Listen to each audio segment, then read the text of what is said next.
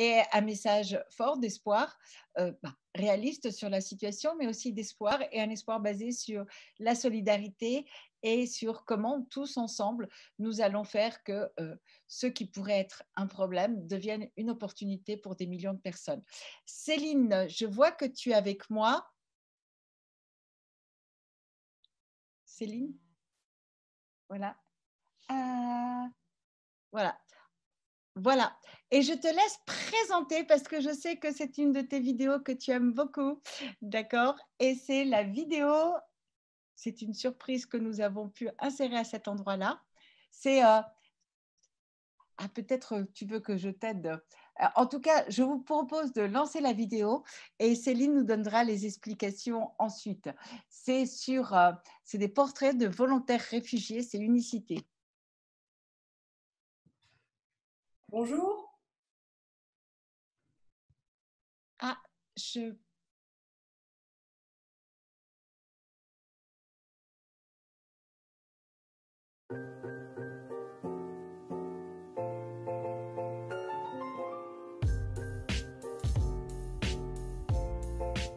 Je m'appelle Farah, j'ai 24 ans et je suis bénévole à l'association Unicité à Besançon, dit francophone et dit des bénéficiaires de la protection internationale. On fait des différentes activités de solidarité dans l'association et dans les différents chantiers solidaires à Besançon. On a notre propre projet à nous. Alors moi, je m'appelle Abdallah, j'ai 21 ans et je suis en service civique à Unicité Besançon. Et du coup, Unicité Besançon, au sein du programme Coopère, du coup, on évolue dans différents projets humanitaires, projets solidaires, qui sont dans toutes les associations de Besançon. Moi, en ce moment même, je suis au Resto du Cœur, du coup, le lundi après-midi et le jeudi après-midi. On fait de la distribution alimentaire et sinon, on a aussi d'autres projets sur lesquels on évolue au sein d'Unicité même, donc dans notre propre association. Et en ce moment, on est en train de préparer une vidéo, un documentaire sur la vision qu'on a des réfugiés en France et essayer de faire un parallèle entre la réalité et les préjugés. On a lancé un projet d'interculturel, une semaine culturelle dans laquelle on a pris dans les différentes cultures et leurs traditions. C'était bien une journée d'intégration, fait des collectes alimentaires pour le restaurant de cœur et différentes associations. On a fait aussi des projets sur l'environnement. Il y a aussi sur du sport, sur le sport et surtout pour les handicaps. Il y avait plein de projets qui étaient annulés à cause du confinement. Il nous fallait être très créatifs pour créer des activités de solidarité à distance. Et du coup, toutes les missions ont changé. Par exemple, on a fait des partenariats avec Accélère 31 à Toulouse pour faire des appels auprès de réfugiés qui ne parlent pas français pour leur donner des préventions auprès de Covid-19 et de renseignements. Et puis, on a fait des formations de la discrimination. Et on a appris des langues, par exemple l'arabe, le français, l'anglais aussi. Alors, du coup, le confinement, ça a tout changé au sein d'Unicité. On a dû se réorganiser au sein de notre équipe. Ça s'est bien passé parce qu'on est tous super travailleurs et on a la chance d'avoir une superbe coordinatrice. Du coup, ça s'est bien déroulé. Du coup, on a travaillé avec les autres antennes d'Unicité au sein de la région Belfort et aussi Toulouse. Du coup, on faisait des appels communautaires à différents réfugiés dans toute la France afin de les sensibiliser au coronavirus. Et on a aussi gardé les liens entre nous en faisant des cours de français, des cours d'arabe, beaucoup de formations, beaucoup de cinéma-débat aussi, histoire de garder le lien et surtout de connaître les autres membres d'Unicité de toute la France. Alors la phrase que je retiendrai de cette période de confinement, c'est que quand on veut, on peut. Parce que franchement, tous les membres de l'équipe avec de la volonté, on a pu faire tout ce qu'on voulait et même bien plus que ce qu'on pensait du coup. Et faire changer le monde avec, à notre échelle du coup. C'est vrai qu'on a pu être autant, voire plus actif que en dehors de la période de confinement. Donc vraiment, on peut tout faire même à distance. On a appris d'être résilient et déterminé. Il y a une chose de très importante que si on a la vraie intention de faire des changements au monde, rien ne peut nous empêcher. Tout a commencé par nous. Moi, je vais continuer mes études dans le domaine de l'informatique. Je vais faire licence 3 à l'Université de Franche-Comté.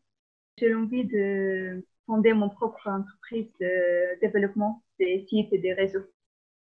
En septembre, je compte reprendre mes études parce que j'étais en année de césure. Du coup, je reprends mes études en prépa ATS pour rentrer en grande école. Alors, c'est une prépa pour les bac+2 qui est équivalente à une prépa post-bac pour rentrer en école de commerce. Et on valide une licence 3 en même temps. On vous prépare les concours pour les grandes écoles de commerce.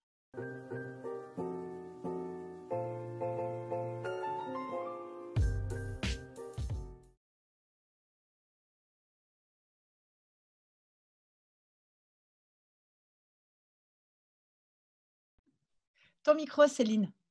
Oui, tout à fait. Donc, effectivement, ce n'est pas la vidéo à laquelle je pensais, mais ce n'est pas grave parce que c'est dans le même domaine. Je m'en suis rendu compte après, je m'excuse, je m'excuse. C'est dans le même esprit et c'est ce qui est beau. Et c'est pour ça que je me suis dit quand même, c'est vraiment très, très chouette. Et effectivement, l'importance, et on en parle depuis ce matin, en fait, l'importance de l'implication de tous, du rôle de tous, des bénévoles. Et ce qui est beau dans cette vidéo et dans le service civique, eh ben, ce sont des réfugiés qui ont des missions de service civique, mais aussi des jeunes Français qui ont des missions de service civique, parfois auprès de réfugiés. Et donc, on voit vraiment l'échange, l'enrichissement commun. Et encore une fois, qu'on a tous un rôle à jouer. Donc, on est bien dans l'esprit de la journée. Voilà, et c'était effectivement tout au long de la journée, on a montré différents témoignages, différentes expériences de vie, et à chaque fois, on voit toujours le même enthousiasme, la même oui, générosité, on peut dire générosité de toutes ces personnes, jeunes, moins jeunes, femmes, hommes, qui témoignent et qui sont heureux de le faire en plus. Et là encore, on a parlé d'un sujet qui nous a accompagnés un peu toute la journée, c'est celui de la langue, de l'apprentissage du français. On a vu qu'avec la fracture numérique, ça pouvait être un frein très, très important. Ce n'est pas qu'avec le numérique, c'est l'apprentissage du français est une condition vraiment majeure. Et pour en parler, nous allons accueillir différents intervenants et c'est Frédéric Farabos qui va animer cette table ronde. Frédéric, tu es là? Oui, est-ce que vous m'entendez? Ah, parfait. Écoute, c'est ta table ronde et puis en plus, c'est la dernière table ronde, donc tu finis avec le bouquet final. Voilà. Merci beaucoup, merci Geneviève, merci à tous. Bonjour à tous, je suis ravie de vous retrouver pour cette dernière table ronde de la journée, donc consacrée à l'apprentissage du français. Alors, on le sait, on l'a vu, comme Geneviève l'a dit tout au long de la journée, l'apprentissage du français est crucial pour l'intégration des réfugiés et c'est un domaine qui se trouve à la croisée de plusieurs politiques publiques, l'accueil, la formation, l'emploi aussi, et qui a connu, on va le voir, de nombreuses évolutions. Alors, pour en parler, nous avons le plaisir et l'honneur d'accueillir ce soir Madame Barbara Cassin, philosophe et philologue, académicienne. Bonjour Madame.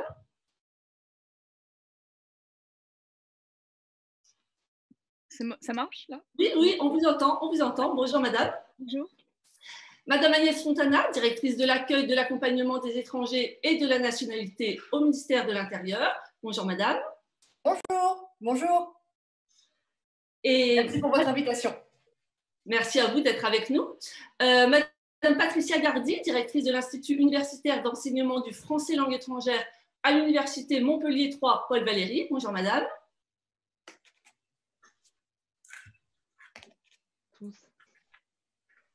Voilà, on vous entend. Vous nous entendez? Patricia oui, Gardy. Tout va très bien. Bon, ben, c'est parfait. Et Monsieur Paul de Sinetti, délégué général à la langue française et aux langues de France. Bonjour, monsieur. Bonjour, Frédéric, et bonjour à toute l'équipe de la DIER.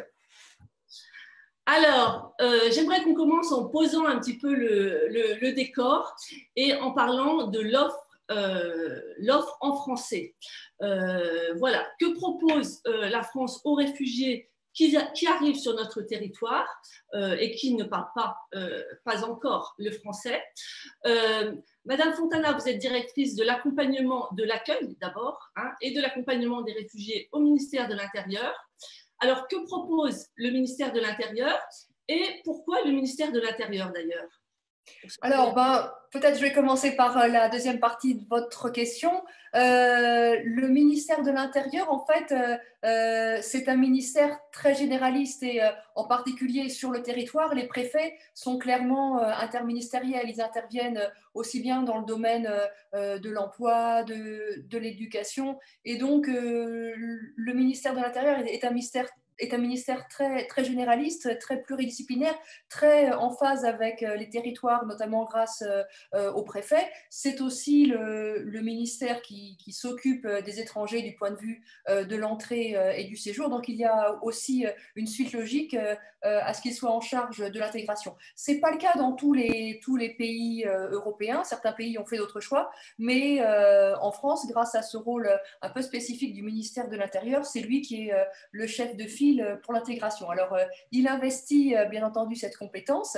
Et là, je réponds à la première partie de votre question. Que propose le ministère de l'Intérieur aux réfugiés? Le ministère de l'Intérieur propose aux réfugiés, comme aux autres primo-arrivants autorisés à s'installer en France, un parcours d'intégration républicaine qui commence par le contrat d'intégration républicaine, lequel consiste, pour aller très vite, en un accueil sur les plateformes OFII, un entretien d'orientation, un test de langue qui débouche, le cas échéant, si l'étranger ne parle pas français, sur une formation linguistique dont le volume est adapté au niveau initial de l'étranger en français. Les volumes de ces formations et leur qualité ont été substantiellement améliorés par le comité interministériel à l'intégration qui s'est tenu le 5 juin 2018, donc il y a tout juste un petit peu plus de 2 ans. Et pour vous décrire les choses concrètement, selon le niveau de français initial de l'étranger, il est orienté vers un cours de 100, 200 ou 400 heures de français, et un module spécifique de 600 heures a été créé pour les personnes qui n'étaient pas lectrices et qui ne savaient ni lire ni écrire dans la langue d'origine et qui rencontraient bien sûr des difficultés d'apprentissage dans les parcours classiques dans lesquels elles étaient orientées avant. Donc, les réfugiés sont souvent orientés vers ces formations linguistiques parce que, contrairement à l'immigration que j'appellerais traditionnelle de la France, ils viennent plus souvent de pays non francophones. Donc, ils sont orientés peut-être plus que les autres primo-arrivants vers ces formations linguistiques. Donc ça, c'est la base, c'est le CIR. Après le CIR, donc, qui a pour but de conduire l'étranger vers le niveau 1 de l'échelle européenne de niveau des langues, l'étranger peut, toujours par des cours gratuits dispensés par l'OFII, progresser vers le niveau A2, puis vers le niveau B1. Le niveau B1 est celui qui est requis pour l'accès à la nationalité française. Et puis, viennent aussi plein de cours complémentaires, des cours qui peuvent être organisés au niveau local par les préfets. Parfois, ce sont des cours de français langue professionnelle axés sur les métiers repérés comme en tension localement. Et il y a aussi, peut-être qu'on en reparlera plus tard dans ces débats, tout l'arsenal des cours numériques. Il y a en particulier des MOOC mis en place par l'Alliance française avec notre soutien, qui conduisent vers le niveau A1, A2 et B1, des cours qui s'appellent Vivre en France, qui ont une très bonne qualité graphique, qui sont sur la plateforme France Université Numérique du ministère de l'Enseignement supérieur. La famille de ces MOOC s'est récemment enrichie par un MOOC axé sur le monde du travail, sur le français langue professionnelle, avec le français de la recherche d'emploi, de l'entretien d'embauche et puis la vie au travail, plus des modules thématiques sur les emplois dans lesquels vont souvent les étrangers primo-arrivants, et également d'une application mobile qui s'appelle Vivre en France et qui est de façon très immédiate et ludique axée sur l'acquisition rapide du français très élémentaire, enfin du français vraiment débutant pour se débrouiller au quotidien en France. Donc l'idée que je voudrais faire passer, c'est qu'il y a maintenant toute une gamme, toute une palette de formations, qu'elles soient organisées au niveau national ou au niveau local, qu'elles soient en présentiel ou numérique, pour permettre à chacun, selon ses besoins, selon ses capacités, selon ses disponibilités, d'acquérir un français élémentaire et puis après de progresser vers un niveau de français plus élaboré. Merci beaucoup. Oui, on voit bien le ministère de l'Intérieur pose les bases. et puis d'autres ministères, d'autres structures peuvent prendre le relais. Patricia Gardy, à ce sujet, vous êtes directrice de l'Institut universitaire d'enseignement du français langue étrangère à l'université Paul Valéry et membre du bureau et du réseau MENS, qui est le réseau migrant de l'enseignement supérieur. Est-ce que vous pouvez nous parler de ce réseau, de son histoire et de ses actions? Oui, bonjour, vous m'entendez? Oui. Donc, le réseau MENS, en fait, a été créé, puisque là, on est face à une population qui, donc, a le baccalauréat et est accueillie donc, dans les centres universitaires de FLE des universités. Les centres universitaires de FLE, on en a 37 en France, qui sont au sein des universités et qui, donc, dispensent des cours de français à hauteur de 200 heures par semestre, avec des DUF, des diplômes universitaires d'études françaises, allant du A1 au C2. Donc, les universités qui ont décidé d'accueillir des étudiants en exil les placent donc dans ce système de DUF. Et par l'intermédiaire du réseau MENS, donc, qui a été créé en 2016, c'était le premier séminaire, et le groupe a été créé en septembre 2017. Il est composé des universités, d'écoles, d'institutions, du CNUS, Collège de France, AUF, Réseau, etc. Donc, tout ce groupement d'universités et de services liés, en fait, travaille justement pour une meilleure intégration de ces étudiants pour pouvoir reprendre leurs études et poursuivre leur chemin universitaire qui a été ou arrêté en cours ou alors qu'ils allaient entreprendre au moment de leur exil. Et dans le cadre de ce travail, a été créé plusieurs commissions. Et l'une de ces commissions était la commission FLE. Et cette commission FLE a produit le DU Passerelle. Et ce DU Passerelle est un DU qui, exceptionnellement, puisque ce n'est pas le cas pour aucun des DU des universités françaises, est un DU qui donne droit aux bourses. Et donc, depuis peu, depuis le 12 avril, qui a été la date donc, de l'accord du ministère pour mettre en place ce DU Passerelle, nous avons depuis l'an dernier donc, des étudiants inscrits également dans ces DU, mais ces étudiants doivent être réfugiés ou protection subsidiaire. Alors que dans tous les autres centres universitaires, bien entendu, dans les autres DUF, nous acceptons également les étudiants, évidemment, qui sont demandeurs d'asile. Donc, ça a été pour nous une réussite parce que là, on arrive à la première année et donc nous avons en tout 19 universités qui déjà l'ont mis en place et 9 autres qui vont le mettre en place puisque les dossiers sont en cours d'expertise. Donc, l'université Paul Valéry, c'est le cas. Donc là, nous en avons une quarantaine sur l'année qui se sont inscrits au DU Passerelle. Très bien, on voit que voilà, plusieurs ministères sont impliqués, le ministère de l'Intérieur, le ministère de l'Enseignement supérieur, de la Recherche et de l'Innovation. Paul De Sinetti, le ministère de la Culture, joue un rôle aussi dans la structuration et surtout la labellisation des multiples centres d'apprentissage du français qui existent en France et à travers le monde. Est-ce que vous pouvez nous parler de ce label du ministère?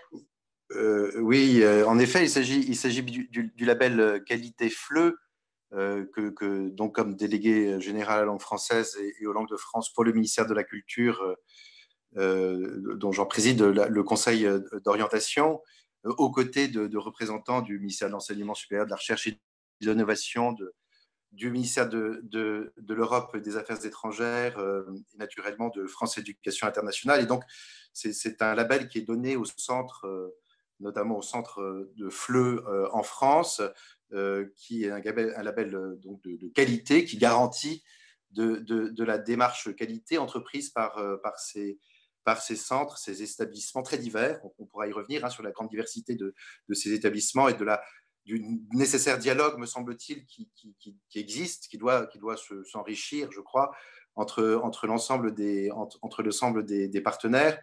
Et donc, c'est un label qualité qui est ainsi accordé pour garantir de l'exigence de la formation français langue étrangère dans ces centres.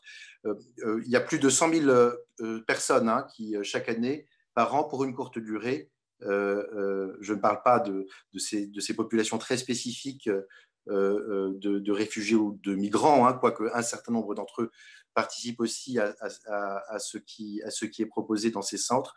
Donc, c'est plus de 100 000 personnes, c'est un contingent important, qui viennent chaque année pour une courte durée en France suivre des formations dans ces centres labellisés. Mais moi, ce que je trouve aussi intéressant dans les initiatives qui sont prises, et notamment par les amis du ministère de l'Intérieur, c'est la cartographie qui a été entreprise de l'offre de formation en FLE, qui a été élaborée donc à la demande du ministère de l'Intérieur, et qui est une initiative que je salue particulièrement, qu'elle permet enfin d'envisager la complémentarité des dispositifs recensés.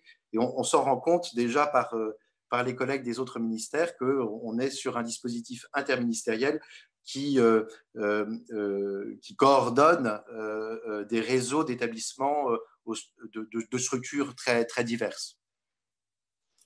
Oui, tout à fait. Vous avez prononcé un mot qui a été prononcé plusieurs fois au cours de la journée et qui, en effet, est primordial, c'est celui du dialogue. Le dialogue interministériel, le dialogue entre les structures, voilà, la coordination, vous l'avez dit aussi. Voilà. J'aimerais qu'on parle aussi de l'aspect langue étrangère. Les réfugiés, quand ils arrivent, parlent bien évidemment au moins une langue, leur langue maternelle, qui soudain, à leur arrivée en France, devient étrangère.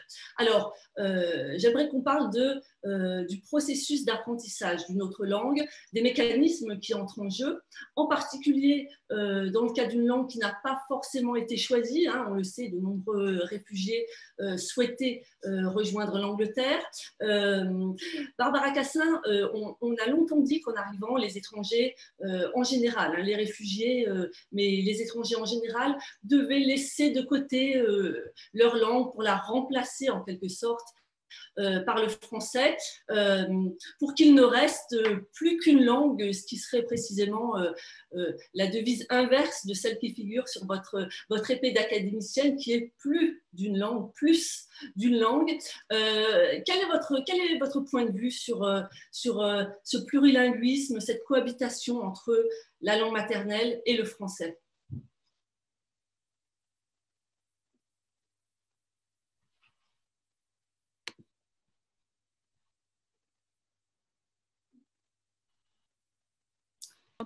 Vous m'entendez maintenant ? Ça y est, oui, on vous entend. Bon. Oui, plus d'une langue, c'est vrai que j'ai choisi ça comme devise, c'est une phrase de Derrida. Ça me paraît essentiel, on n'abandonne jamais sa langue maternelle et en revanche, en avoir plus d'une, c'est juste plus de richesse. Alors, on n'abandonne pas sa langue maternelle, ce qui ne veut pas dire qu'elle ne cohabite pas et que l'important est justement de fabriquer une bonne interaction. Mais on ne va pas dire aux enfants qui arrivent, je travaille beaucoup avec les classes de UPE2A par exemple, les classes d'accueil, les anciennes classes d'accueil, on ne leur dit pas « asseyez-vous et taisez-vous » et on ne leur dit pas « si jamais vous parlez, parlez le français ». Bon, ça n'est plus comme ça qu'il faut enseigner. Il faut enseigner en réfléchissant avec eux à la manière dont fonctionnent les langues et dont le français fonctionne comme une langue, entre autres, celle qu'ils vont apprendre et celle qu'ils vont avoir à parler pour s'intégrer en France. Donc voilà, c'est quand même très simple. Je crois que c'est un nouveau b.a.-ba, mais c'est un b.a.-ba. En effet, oui. En effet, et comme vous l'avez dit, une véritable évolution dans l'apprentissage des langues. Oui, je crois, je le crains. C'est-à-dire que je crains que le passé n'ait pas été très astucieux sur ce plan. Tout à fait.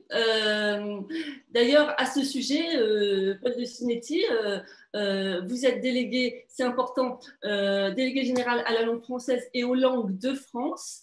Voilà, dans ce titre, on a les langues de France. On est presque là, même au sein du français, dans le plurilinguisme.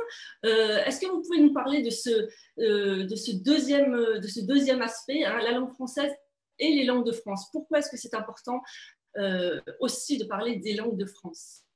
Alors, je vous remercie de cette question, Frédéric, parce que la délégation générale langue française et aux langues de France est en effet chargée de définir une politique de promotion et de valorisation de la pluralité, de la diversité linguistique au sein de notre pays. Il faut rappeler, et je pense que beaucoup de gens l'ignorent, que la France est le plus plurilingue des États en Europe, avec quelques 75 langues, en plus de la langue nationale du français, appelée langue de France. Et c'est bien l'enjeu aujourd'hui probablement de mener à bien des actions de sensibilisation, de mettre en place une politique de sensibilisation auprès de nos concitoyens pour leur faire prendre conscience de l'importance de ce patrimoine, de cette richesse tout à fait exceptionnelle linguistique qui existe dans notre pays. C'est pour cette raison que, dans le fond, on devrait être en Europe les champions à accueillir les autres dans leur propre langue. On devrait être naturellement en Europe également le pays de l'hospitalité langagière, de l'hospitalité linguistique, puisque nous avons cette tradition, ce patrimoine d'une très grande richesse. Oui, mais alors, malheureusement, ce n'est pas complètement le cas aujourd'hui. Et comme l'a dit Barbara Cassin, je crois que les raisons historiques du siècle écoulé, peut-être cette volonté très, très jacobine, très centralisée, d'uniformiser le pays, y compris du point de vue linguistique, en confondant uniformisation et égalité, a causé beaucoup de tort, certainement de ce point de vue-là.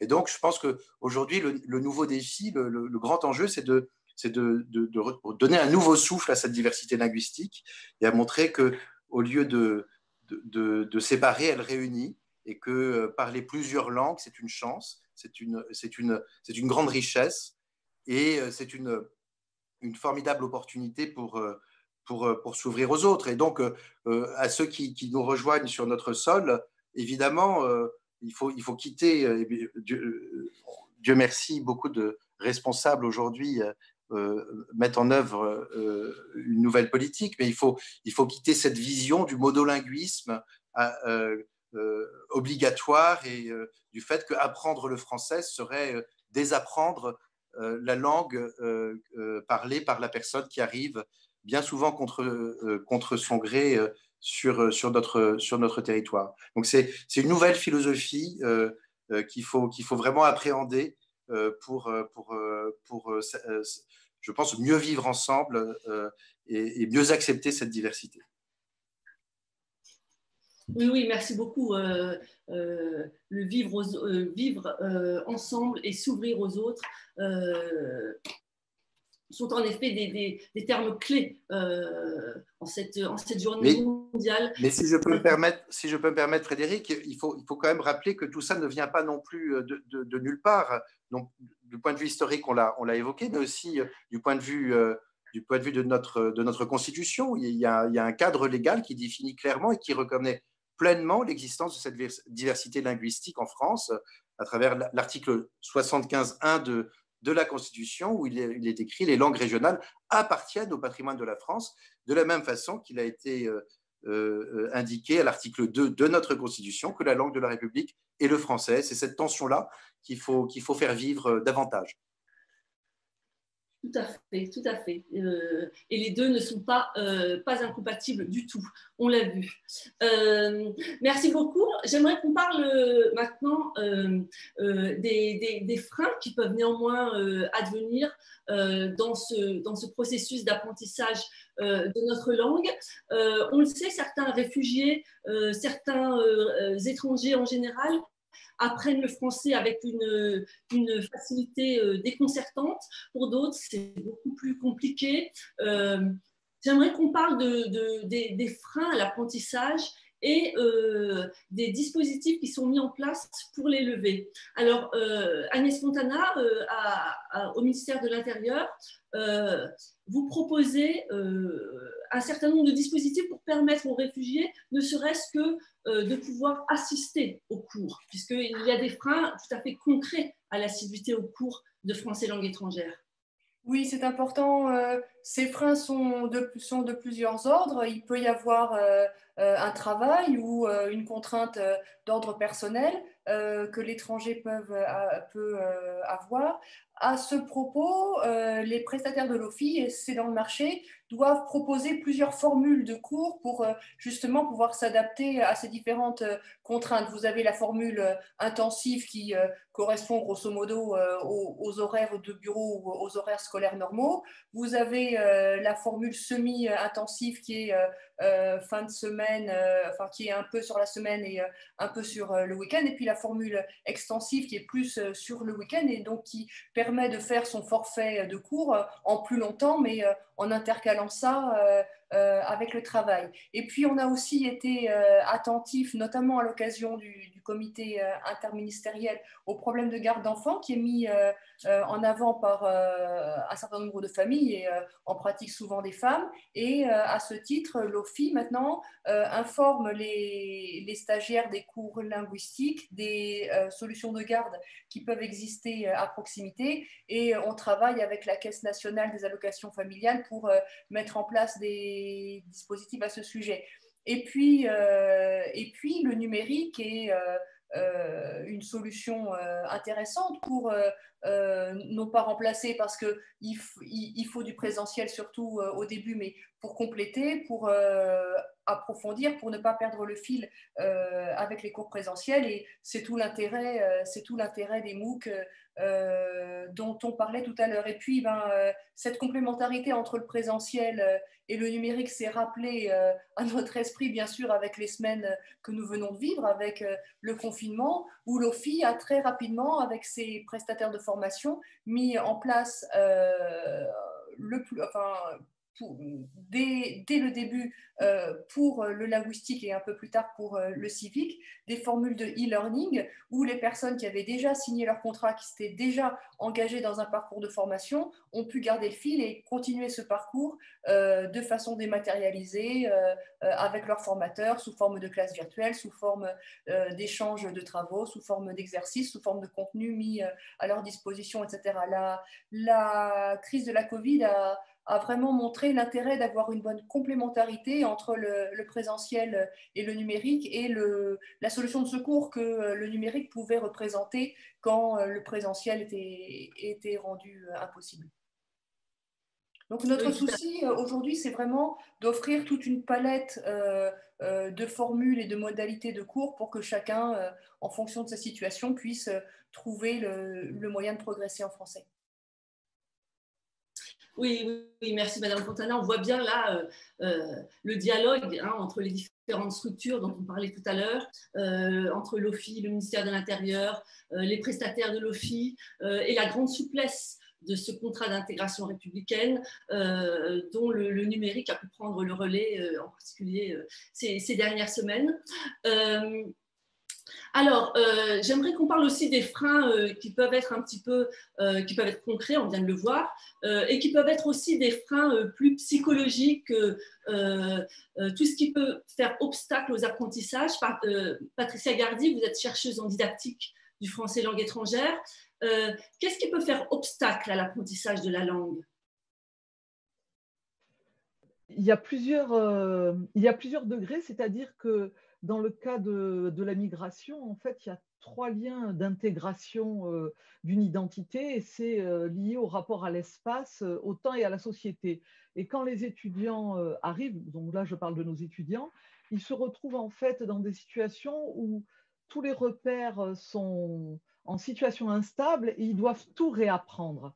Et très souvent, comme en fait on les passe un peu dans une situation où il faut toujours aller un peu vite. Ils doivent apprendre vite, ils doivent entrer dans un tunnel et respecter le temps de passage de ce tunnel. Et en fait, l'apprentissage de la langue ne fonctionne pas comme ça parce que tous les étrangers que nous avons, je vais prendre l'exemple de Montpellier, sont de nationalités différentes et ont des parcours de vie très différents.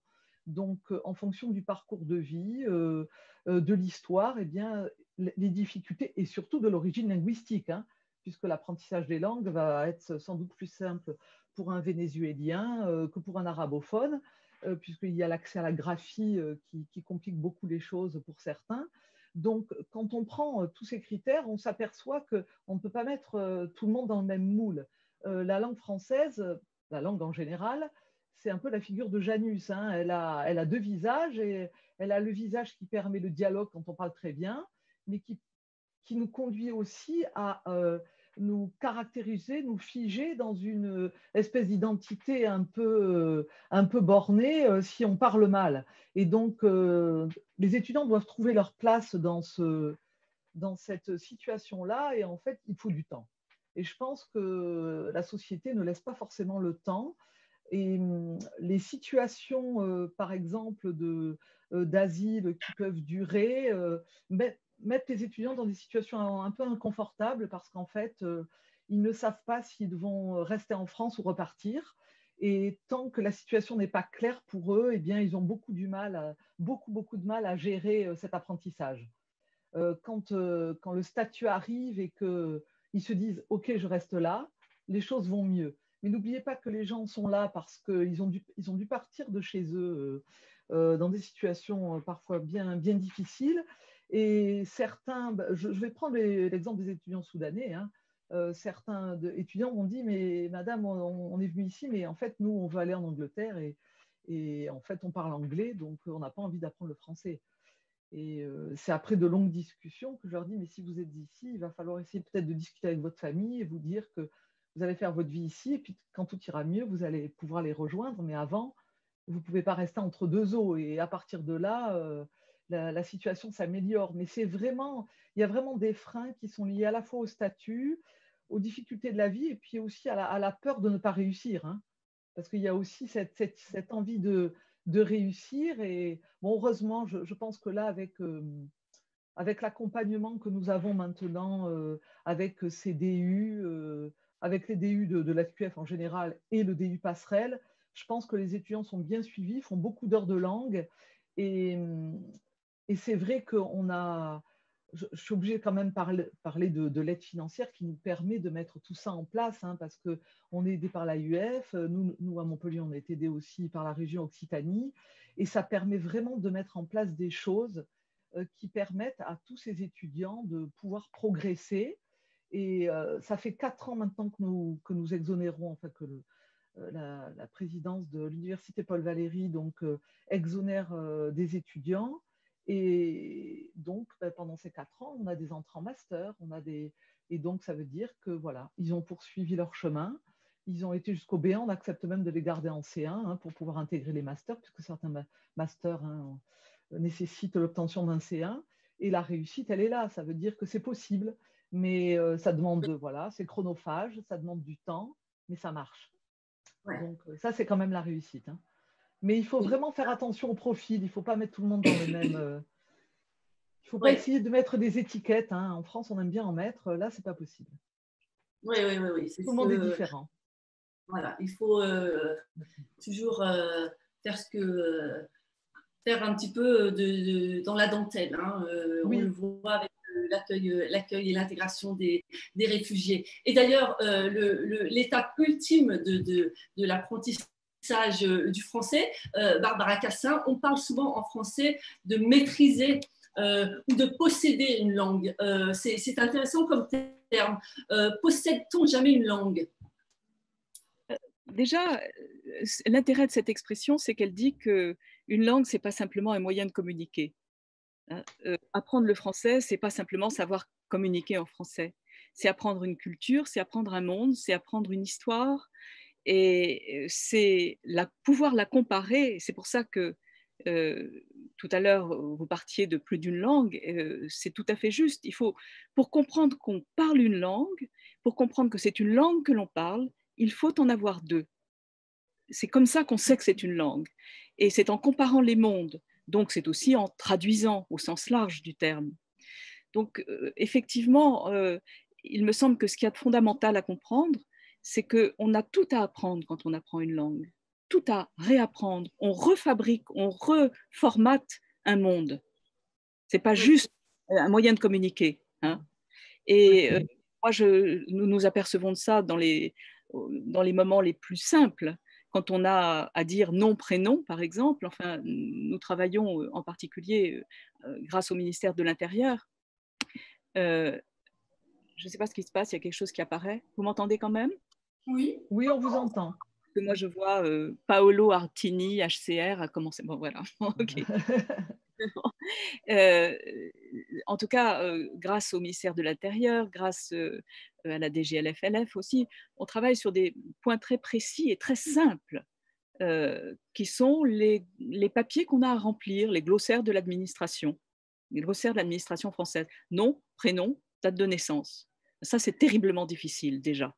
C'est un monde qui est impliqué dans la manière dont on scinde le nom du prénom, et est-ce qu'il y en a vraiment, et est-ce que la femme porte le même nom que son mari, et etc. Et la date de naissance, mais c'est aussi quelque chose d'extrêmement complexe. Donc, vous voyez, des choses aussi simples que ça véhiculent un monde. Voilà. Et donc, c'est pour ça que c'est tellement important de prendre le temps. C'est ce que vous disiez avec Montpellier. C'est vrai qu'il faut prendre le temps. Et il faut prendre le temps d'investiguer les mondes, celui qui était le vôtre, celui dans lequel on arrive. Et ces mondes sont des langues, et entre ces langues, il y a des passerelles. Ces passerelles, c'est la traduction. Oui. Et j'ai constaté en travaillant vraiment avec les arrivants, les nouveaux arrivants, qu'ils soient jeunes ou qu'ils soient plus âgés, que ce qui avait de très important, c'était de les faire participer, qu'il y ait véritablement là une recherche avec eux, une recherche-action sur qu'est-ce que vous entendez quand on dit non? Qu'est-ce qu'on fait là? Nom, prénom, c'est quoi? Qu'est-ce que vous comprenez? Et nous, qu'est-ce qu'on comprend quand vous nous dites quelque chose de l'ordre du nom, prénom? Qu'est-ce qu'on entend, nous? Bon, donc voilà, c'est en somme une compréhension, une réciprocité de compréhension. Ça ne va pas que dans un sens. C'est une réciprocité de compréhension qu'il faut mettre en place. Oui, parce qu'il y a vraiment la représentation culturelle des mots. Hein. Et c'est vrai que les mots peuvent être compris avec une acception qui n'est pas la bonne, parce que le mot est chargé de culture et tous ne les perçoivent pas de la même façon. Donc, il y a vraiment une compétence ethno-socioculturelle à acquérir pour réussir aussi à utiliser ces mots à bon escient. Hein. Donc, c'est un long travail. Hein. C'est pas oui. Ce qui m'intéresse, je pense que la linguiste parole. Pardon. Allez-y, allez-y. Donc, je voulais dire que justement, je m'adressais à la linguiste là et dire que ce qu'il y avait d'extraordinaire, c'est que ce n'est pas simplement les mots, c'est aussi la forme des phrases, c'est aussi la grammaire, c'est aussi la manière dont on syntaxise ou non, dont on déroule une histoire ou non. C'est ça qui est si compliqué. C'est vraiment des mondes. Oui, et si je peux me permettre, je viens un petit peu comme ça dans notre discussion. Moi, ça m'a beaucoup intéressée et j'ai trouvé ça passionnant. D'abord, j'ai lu combien en 45 ans, voilà, l'apprentissage du français pour les étrangers a évolué, puisque moi, je suis arrivée dans les années 70 et j'ai appris le français à Sancier, le français pour étrangers à Sancier. Et je voulais simplement dire, pour aller dans votre sens, que encore aujourd'hui, je m'aperçois que des mots que j'utilise, moi je viens d'Argentine, donc je parlais l'espagnol, mais encore aujourd'hui, eh bien, je m'aperçois qu'il y a des mots que j'utilise depuis des années et des années, je n'y mets pas forcément le même sens qu'un français natif, hein, y met tout simplement pour des raisons culturelles. Et donc, ça prend vraiment du temps. Du temps. Voilà. Intéressant parce que c'est aussi un des enjeux de la francophonie. Hein. Paul de Sinetti, Barbara Cassin a parlé de comparer les mondes. Là, on est à nouveau dans les enjeux de la francophonie qui sont vastes.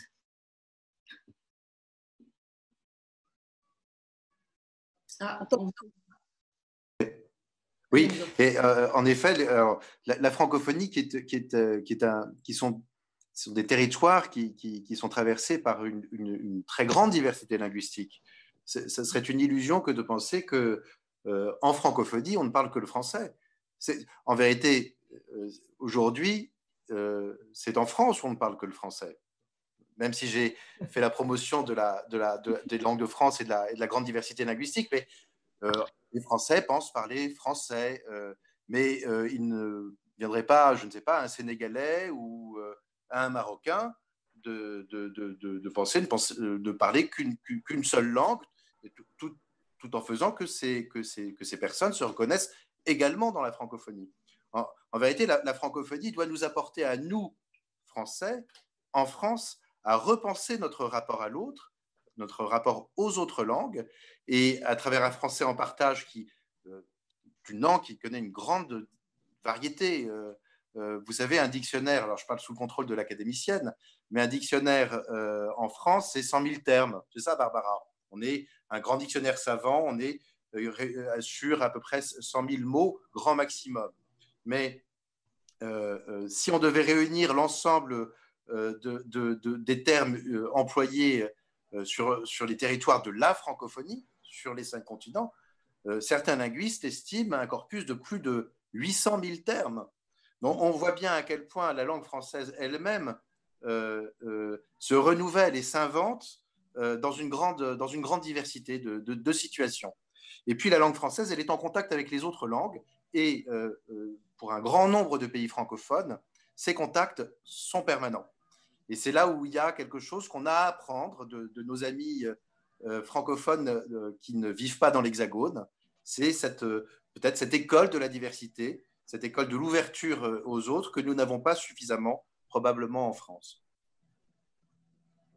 Oui, oui, merci. C'est vrai que c'est un petit peu un défaut qu'on a en France.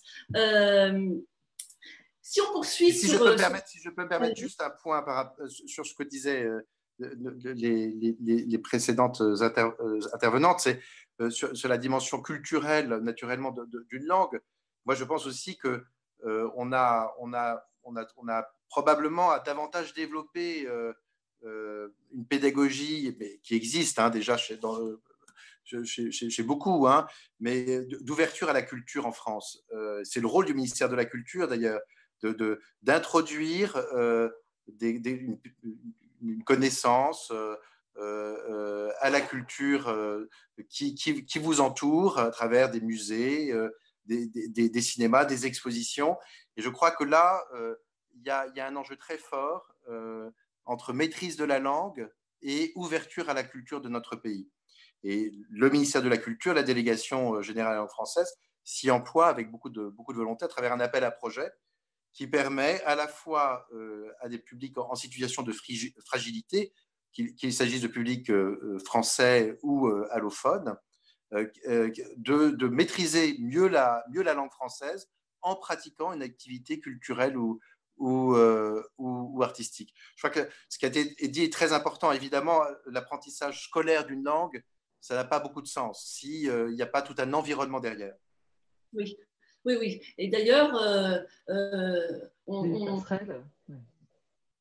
passerelle, justement, a justement une grande part d'activité culturelle pour développer ce côté-là qui favorise vraiment l'intégration dans un pays. Oui. Mais vous n'avez pas rappelé, Monsieur de Cinetti, que si nous sommes dans une situation où il n'y a qu'une seule langue en France, c'est la faute de l'abbé Grégoire qui a décidé que les 30 idiomes de la France devaient être balayés en faveur de la langue de la liberté qui était le français. Donc nous sommes responsables de la situation. Mais je l'ai dit, hélas, en le déplorant au début de mon intervention, effectivement, du discours de l'abbé Grégoire en 1794, de l'universalité de la langue française et de l'anéantissement des patois.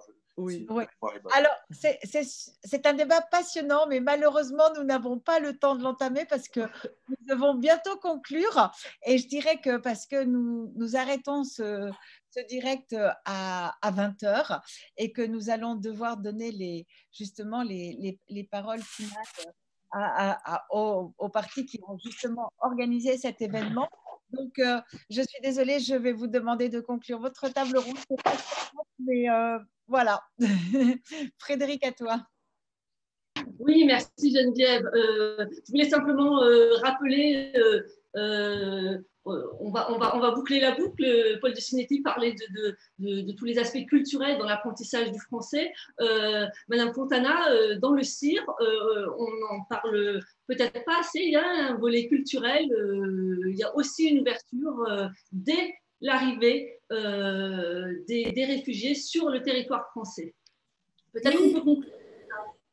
Oui, alors il y a un certain nombre de messages sur la culture, l'histoire et l'ouverture de la France et aussi sa diversité dans la formation civique qui est parallèle à la formation linguistique qui se déroule maintenant sur 4 jours. Et puis c'est vrai qu'on essaie de mettre de plus en plus de culture dans la politique de l'intégration. C'est quelque chose que les préfets peuvent faire localement avec les associations au niveau des territoires. Et au niveau central, on a aussi des accords avec le Musée national de l'histoire de l'immigration pour que des stagiaires des formations linguistiques, de la formation civique ou des parents, on n'a pas parlé de cette opération, mais des parents d'élèves qui suivent l'opération OEPRE, ouvrir l'école aux parents pour la réussite des enfants, viennent au Musée national de l'histoire de l'immigration et que ce soit un pont pour aller ensuite vers d'autres musées, aller vers la culture. Donc la culture est vraiment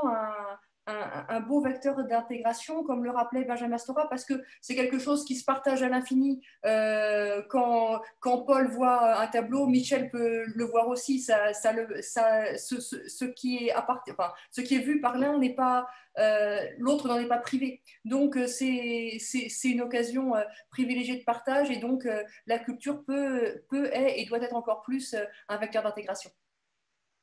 Merci beaucoup, merci pour cette conclusion. Voilà, je crois que la boucle est bouclée. On a parlé de toutes sortes de choses ce soir. On a amorcé des sujets. Voilà, chacun pourra aller lire les différentes choses que vous avez publiées, les différents dispositifs mis en place par les différents ministères pour cet apprentissage optimal du français. En tout cas, je vous remercie vivement d'avoir pris part à cette table ronde passionnante. J'invite les internautes à poursuivre ce débat entre eux et puis à le nourrir, à le faire vivre. Voilà, on a vu, c'est passionnant et ça recouvre de nombreux enjeux. Merci à tous de nous avoir rejoints pour cette table ronde. Merci pour cette journée. Merci beaucoup. Et un petit conseil, lisez Barbara Cassin. Ah oui, tout le monde doit lire Barbara Cassin.